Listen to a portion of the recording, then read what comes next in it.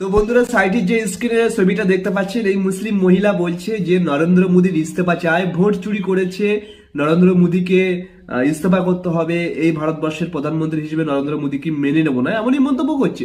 তো আমি একটা প্রশ্ন করি, নরেন্দ্র মোদী কখনো হিন্দু মুসলিম করে না। নরেন্দ্র মোদী যদি হিন্দু মুসলিম করতো তাহলে ভারতবর্ষের মধ্যে বাংলাদেশের তুলনায় মুসলিম বসবাস করতে পারতো না।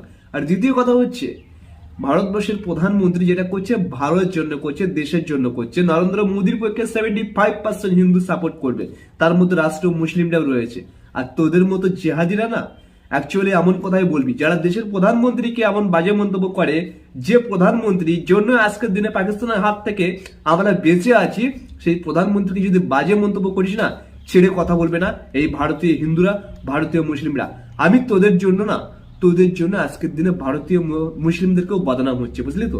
আর হ্যাঁ, যদি এতই নরেন্দ্র মোদীকে মোদী থেকে নামানোর চেষ্টা করিস, তো বড় বড় কুত্তার মতো ভাইসেন না মেরে করে দেখা, যদি ক্ষমতা থাকে।